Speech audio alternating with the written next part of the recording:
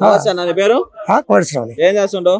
నేను కూలి పని చేసుకున్నాను. ఎట్టుంది కూలి పని? బాగా పొగాకు బాగా కొంటున్నారు, కూలీ రేట్లు పెరిగినాయి, బ్రహ్మాండంగా ఉంది, ఇబ్బంది లేదు. జగన్ పాలన ఎట్టుంది? చాలా బ్రహ్మాండంగా ఉంది జగన్ పాలన. ఓట్లు వేస్తారా? ఏయటం లాక్కొచ్చి చెప్పిస్తాం, అవసరం లేదు ఇంకా. అవునా? గెలుతారా? గెలుస్తారా? ఇబ్బంది లేదు. మునుపని కాకపోయినా మనం 30 సీట్స్ గెలుస్తాడు. కాదా ఇల్లు ఈసారి జనసేన పవన్ కళ్యాణ్ ఇల్లంతా మొత్తం 15 మంది అయిన పుల్లి ఏం చేయలేదు ఒకదాన్ని. అంతేనా? అవునా?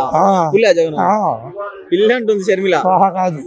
కాదు కాదా షర్మిల ఇప్పుడు పక్కకు పోయింది కదా అన్నండి, ఏమంటుంది? ఏదో అమ్మాయి చెప్తే అమ్మాయి చెప్పకూడదు. పట్టించుకోరు అమ్మాయి ఎవరు వెళ్ళదు, పట్టించుకోరు. రాజశేఖర్ పాలన చూసాం కదా, ఆయన పాలన బాగుందా? ఇద్దరిది బాగానే, ఇద్దరు అబ్బా కూడా అప్పుడు బాగానే ఉంది పాలన. సారి చంద్రబాబు నారా లోకేష్ అన్ని పుస్తకాల్లో రాసుకుంటాడు, ఎర్ర బుక్ లో రాసి వాళ్ళు అయ్యిస్తాడు, నాన్నకిస్తాడు. ఇచ్చి అయ్యి బొక్కు పెట్టుకొని ఈ బొక్కు పెట్టుకొని మనం ఆలోచుకుంటా కూకాయ చూసుకుంటా అని అంతేనా? నిన్ను కూడా రాసుకుంటా, నీ పేరు కూడా రాసుకుంటాడు నాన్న రాసుకుంటాడు. కాదా ఎవరు గెలుస్తారు ఈసారి? జగనే. చేసిండా? చేశాడు. ఏం చేశారు? షాదీఖానా కట్టాడు, పేదవాళ్ళకి ఇల్లు ఇచ్చాడు. గెలుస్తారా మరి ఈసారి? గ్యారంటీగా. ఎన్ని సీట్లు రావచ్చు? మా ఇచ్చాను 160గా. 160. అభివృద్ధి లేదు, శూన్యం. చదువుకున్నాడు ఎవడు జగన్ కోటేడు? వాడు తెలియని వాళ్ళు మాట్లాడుకోవడమే. అభివృద్ధి లేదని అర్థం.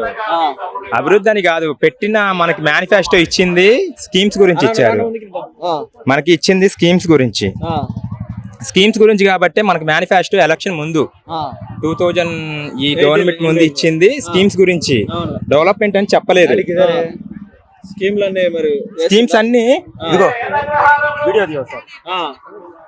మనకి ఇచ్చింది స్కీమ్స్ మాత్రమే, డెవలప్మెంట్ అని చెప్పలేదు. స్కీమ్స్ ఏది ప్రజలకు రాలేదో అనేది క్వశ్చన్ చేయండి. ఫస్ట్ ఆఫ్ ఆల్ ప్రతి స్కీమ్స్ కూడా వచ్చినాయి.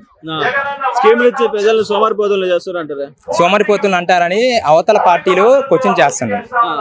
అట్లా అనుకోవడం అది వాళ్ళ యొక్క విఘ్నత అంతే. అంతేగాని స్కీమ్స్ ఏంటంటే ఆయన ఇచ్చిన మేనిఫెస్టో ప్రకారం ఆయన ఫాలో అవుతున్నాడు. ఎంతమంది వచ్చినా, ఇప్పుడు పొత్తులు కలుపుకొని వచ్చినా గానీ జగన్మోహన్ రెడ్డి ఏ రోజు పొత్తు అనేది మాట కూడా రాలేదు. షర్మిలానే సపోర్ట్ చేయట్లేదు కదా? షర్మిలా సపోర్ట్ చెయ్యట్లేదు అంటే అది వాళ్ళ పార్టీ విషయం అన్నమాట, మనకు అనవసరం. షర్మిలా సపోర్ట్ చేయట్లేదంటే తెలంగాణకి ఎందుకు వెళ్ళింది? తెలంగాణకి వెళ్ళేసింది ఎన్ని పార్టీలు మనం చూసాము, తెలంగాణ ఎన్ని సభలు పెట్టింది కూడా మనం చూసాము. మళ్ళీ ఏపీకి ఎందుకు వచ్చింది? వాళ్ళ యొక్క ఇది అన్నమాట, స్వలాభం కోసం చేయడమే.